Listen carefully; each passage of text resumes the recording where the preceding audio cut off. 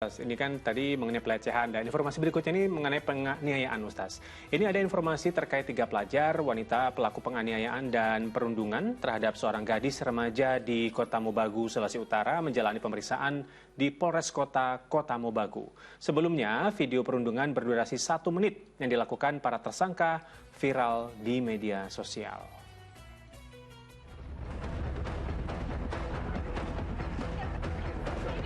Tiga tersangka kasus penganiayaan dan perundungan terhadap korban berinisial HM yang viral di media sosial jalani pemeriksaan di Unit Pelindungan Perempuan dan Anak PPA Polres Kota Mobagu, Provinsi Sulawesi Utara, Selasa siang. Dari hasil pemeriksaan polisi, ketiga tersangka menganiaya pelajar SMP tersebut lantaran kesal terhadap korban yang dengan sengaja mengunggah foto salah satu tersangka dan menghina keluarganya. Meski telah ditetapkan sebagai tersangka, polisi tidak menahan ketiga remaja wanita tersebut karena masih di bawah umur.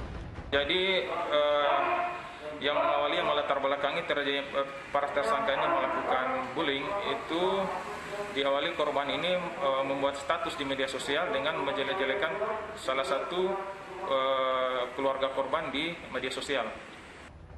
Mengetahui video penganiayaan anaknya viral, orang tua korban langsung melaporkan kasus itu ke Polres Kota Mobagu. Juandri Paputungan melaporkan dari Kota Mobagu, Sulawesi Utara. Ya, pemirsa, membuli apalagi disertai penganiayaan adalah tindakan yang tidak dibenarkan secara hukum maupun norma agama. Nah, aksi perundungan atau bullying belakangan kerap terjadi di lingkungan generasi muda. Ustaz, ini sebetulnya apa sih yang bisa disampaikan atau memberikan himbauan kepada generasi muda ini agar tidak melakukan perundungan begitu, Ustaz? Ya, memang sering sekali ya sekarang ini terjadi perundungan atau dibully ya. Dan ini adalah bentuk kekerasan yang kerap kali terjadi di kalangan remaja ya.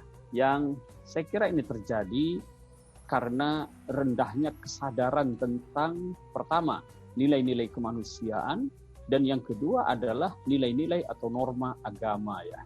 Kita tahu agama itu kan mengajarkan kasih sayang ya. Agama apapun mengajarkan kasih sayang kepada umatnya atau pemeluknya. Di dalam Islam misalnya kita mengenal ada man lam yarham la yurham. Siapa yang tidak mengasihi atau berkasih sayang kepada orang lain, dia tidak akan dikasihi atau disayangi oleh malaikat, oleh Allah Subhanahu wa taala.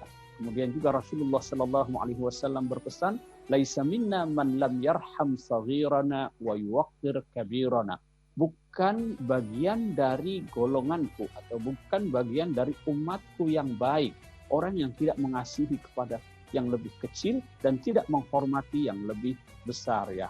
Nah, oleh karena itu saya kira di sini penting sekali ya untuk menanamkan kembali pendidikan, nilai-nilai agama terutama nilai akhlak. Di sini peran keluarga, peran sekolah, lingkungan itu menjadi penting.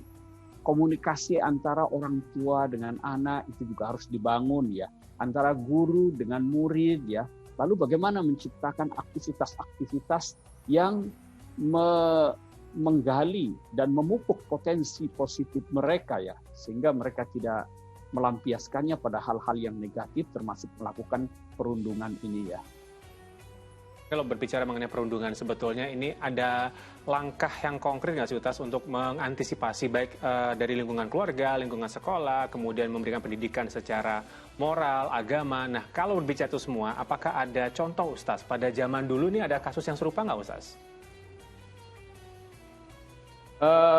Tentu saja ya, kalau kita baca di dalam Al-Quran, ya di dalam hadis-hadis Rasulullah Sallallahu Alaihi Wasallam, ajaran-ajaran untuk berkasih sayang, untuk memuliakan orang lain, itu kan karena apa? Karena ada kasus-kasus itu. Misalnya, sampai pun istri Rasulullah Sallallahu Alaihi Wasallam, ya Sayyidah Aisyah itu, ketika ada yang melakukan kekerasan secara verbal, ya, kekerasan secara verbal, bukan hanya fisik, apalagi fisik ya, secara verbal misalnya, ketika ada orang Yahudi yang mengucapkan salam assalamualaikum, mendoakan kecelakaan dan kematian untuk Rasulullah, lalu dengan marah Sayyidah Aisyah membalasnya waalaikumsalam wal la'nah, atasmu kecelakaan dan laknat dari Allah. Itu Rasulullah tegur, hai Aisyah, pelan-pelan, jangan melakukan kekerasan secara verbal ini. Allah itu maha lembut dan menyukai kelembutan. Allah itu maha pengasih. dan amat maha penyayang. Ya. Karena itu jangan lakukan kekerasan. Ini contoh betapa Islam itu mencegah perilaku kekerasan secara verbal ya, apalagi secara fisik ya. Yang kita tahu bagaimana Rasulullah pun sering sekali mengalami itu. Tetapi apa yang dilakukan oleh Rasulullah, beliau tidak membalas, bahkan mendoakan mereka yang melakukan kejahatan untuk dirinya. Ya. Tetapi kita dalam konteks sekarang ini perlu juga membekali anak-anak kita bagaimana mereka membentengi dan membela diri ketika terjadi perundungan dan penganiayaan terhadap dirinya. Baik, Ustaz.